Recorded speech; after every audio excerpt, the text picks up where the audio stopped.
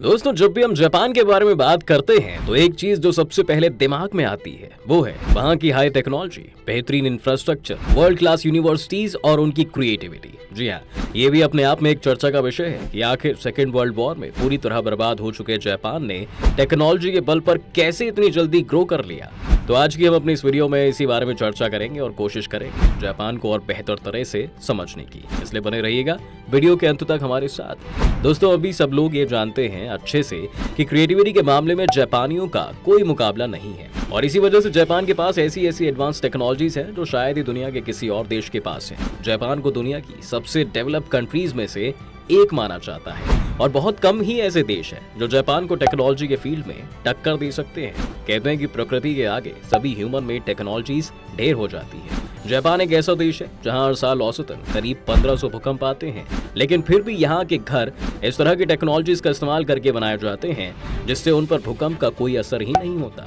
Japan दुनिया का इकलौता ऐसा देश है जिस पर न्यूक्लियर बम तक का हमला हुआ है। जैसे कि हम जानते हैं कि अमेरिका ने 6 और 9 अगस्त 1945 में हिरोशिमा और नागासाकी पर परमाणु बम गिराए थे। फिर भी जापान ने इतने कम सालों में टेक्नोलॉजी को इतना डेवलप किया जिसको हम इमेजिन भी नहीं कर सकते। आपकी जानकारी के लिए बता दें, वैसे तो जापान हमारे भारत से कई गुना छोटा है, जो कि लगभग 3,78,000 स्क्वायर किलोमीटर के एरिया में फैला हुआ है और देखने में इस देश की पॉपुलेशन भी कुछ खास नहीं है। और इसकी टोटल पॉपुलेशन की बात करें तो यह करीब 12 करोड़ 50 लाख के आसपास है।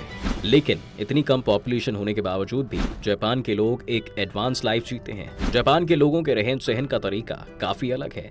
हमारी इस बात का अंदाजा आप इस बात से लगा सकते हैं कि 2 साल पहले सारी दुनिया कोरोना वायरस के चलते अपने अपने घरों में रहने को मजबूर थी, तो वहीं जापान में कंडीशन बिल्कुल नॉर्मल थी और इसी वजह से जापान कोरोना अफेक्टेड देशों में सबसे निचले स्थान पर था। इन सब चीजों से पहले एक बार जापान के इतिहास के बारे में भी जानना बहुत जरूरी है। दोस्तों, कहते हैं कि 19वीं सदी के अंत में जापान की शक्ति और बढ़ने लगी। पहले चीन और फिर रूस को हराने के बाद जापान ने ताइवान, कोरिया और रूस के सखालिन पेनिनसुला पर कब्जा कर लिया था। 20वीं सदी में जापान का वेस्टर्नाइजेशन हुआ और उसने तेजी से इकोनॉमिक डेवलपमेंट की राह पकड़ी। फर्स्ट वर्ल्ड वॉर में जापान ने एलाइज की तरफ से भाग लिया था। युद्ध के बाद इंस्टेबिलिटी के दौर भी आया, लेकिन जापान की ताकत फिर भी कम नहीं हुई, बल्कि उसने अपनी पॉलिसी को एक्सपैंड करना शुरू कर दिया। सेकेंड वर्ल्ड वॉर में जापान जर्मनी और इटली के साथ था। इस युद्ध से पहले ही जापान का चीन से युद्ध शुरू हो गया था। पर्ल हार्बर पर जापान के हमले ने अमेरिका को भी सेकेंड वर्ल्ड वॉर में खींच लिया था, जिसके बाद जापान के 2 शहरों हिरोशिमा और नागासाकी पर परमाणु बम गिराए गए। तो इतने विश्व युद्ध के खत्म होने के बाद जापान में नए कॉन्स्टिट्यूशन और नई डेमोक्रेसी की शुरुआत हुई। अप्रैल 1942 में टोक्यो पर हुए डूलिटल रेड से लेकर अगस्त 1945 में 2 एटम बम गिराए जाने तक लगभग 4 साल तक अमेरिकी बमबारी ने जापान की इंडस्ट्रियल पावर को बहुत हद तक खत्म कर दिया था। सेकेंड वर्ल्ड वॉर के खत्म होने के बाद जापानी इकोनॉमी चरमरा गई थी। सैंपल के लिए बताएं तो सेकेंड वर्ल्ड वॉर के एंड तक जापानीज कॉटन इंडस्ट्री अपने घुटनों पर आ गई थी।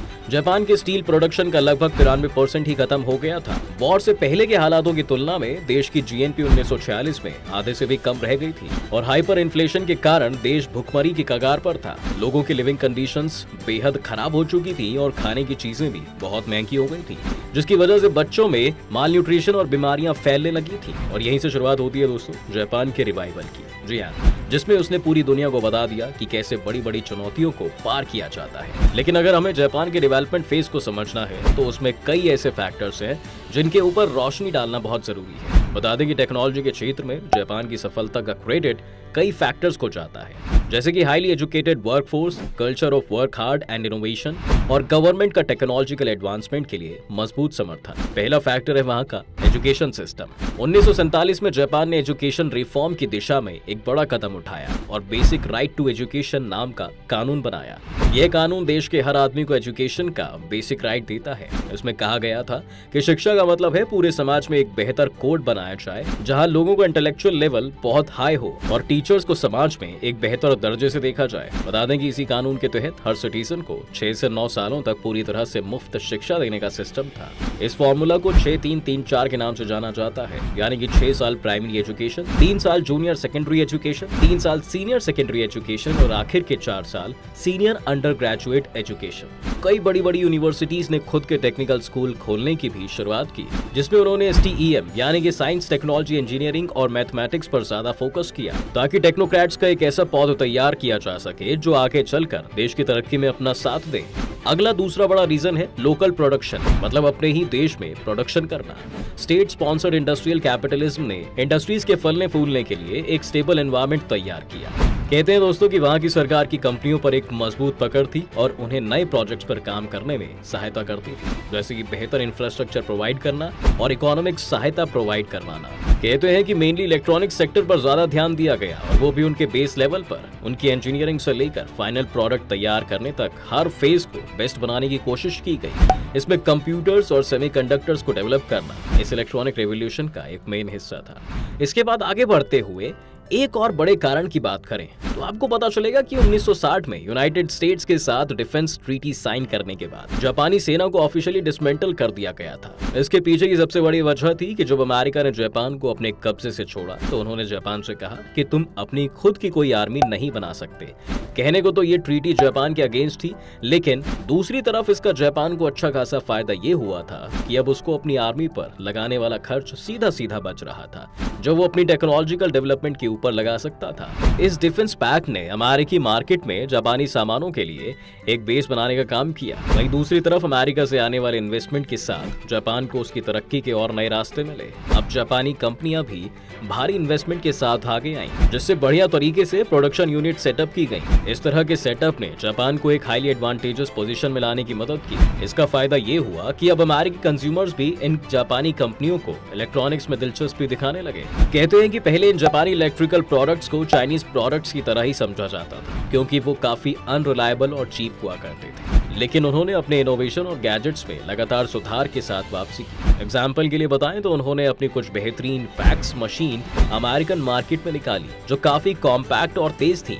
वहीं दूसरी तरफ पैनासोनिक, सोनी और निंटेंडो जैसी जापानी इलेक्ट्रॉनिक ब्रांड बहुत जल्द ही एक घरेलू नाम बन गए, क्योंकि उन्होंने अब हाई क्वालिटी और रिलायबल प्रोडक्ट्स का प्रोडक्शन शुरू कर दिया था। अमेरिकी बाजार में इन जापानी प्रोडक्ट्स की एक्सेप्टेंस ने मैक्रो और माइक्रो दोनों लेवल पर जापानी इकोनॉमी को एक अच्छा खासा बूस्ट दिया। जी हाँ, वहीं आपको बता दें कि इन सब चीजों के बीच अमेरिकन गवर्नमेंट ने भी जापानियों को अपने रिसोर्सेज प्रोवाइड करवाना शुरू किया और जापानी कंपनियों ने भी इसका खूब फायदा उठाया, जिससे उन्हें अमेरिकन मार्केट्स में मजबूत पकड़ बनाने में मदद मिली। आसान भाषा में कहें तो अमेरिका सरकार ने कुछ ऐसी पॉलिसीज को लागू किया जिससे इन जापानी कंपनियों के लिए एक रास्ता खुल गया। तो इस बात को कतई नहीं झुठाया जा सकता है कि जापान को यहाँ तक पहुँचाने में अमेरिका का भी उतना ही हाथ रहा है। इसी के साथ अगर देखा जाए तो जापान की करंट टेक्नोलॉजिकल सक्सेस का एक बहुत बड़ा कारण रोबोटिक्स में इसकी बेहतरीन सफलता भी है। फिलहाल जापान के पूरे इंडस्ट्रियल सेक्टर में लगभग 3 लाख रोबोट काम कर रहे हैं, जो दुनिया के किसी भी दूसरे देश से कहीं ज्यादा है। इतना ही नहीं, अब जापान रोबोटिक सर्जरी शुरू करने की और भी बढ़ रहा है, जो मेडिकल सेक्टर में एक नया रेवोल्यूशन ला देगा। इसके दूसरी तरफ ट्रांसपोर्टेशन में भी जापान आज दुनिया के सबसे ऊंचे देशों में शुमार है। जापान की शिंकासेन बुलेट ट्रेन को तो कौन नहीं जानता होगा। 1964 से चल रही ये ट्रेन आज भी दुनिया की सबसे बेहतरीन ट्रेनों में आती है। आज भी ये बुलेट ट्रेन 320 किलोमीटर प्रति घंटे तक पहुंच सकती है। दोस्तों, यही वो चीजें हैं जिनके चलते आज हम जापान को दुनिया के सबसे ज्यादा टेक्नोलॉजिकली डेवलप नेशंस में गिनते हैं। इसी के साथ दोस्तों, आज की वीडियो में बस इतना ही। उम्मीद करते हैं आपको आज की इस वीडियो में काफी कुछ सीखने को मिला होगा। अगर आपको ये वीडियो पसंद आया है तो वीडियो को लाइक करें और अगर आप इस चैनल पर नए हैं तो जाने से पहले चैनल को सब्सक्राइब करना भी ना भूलें।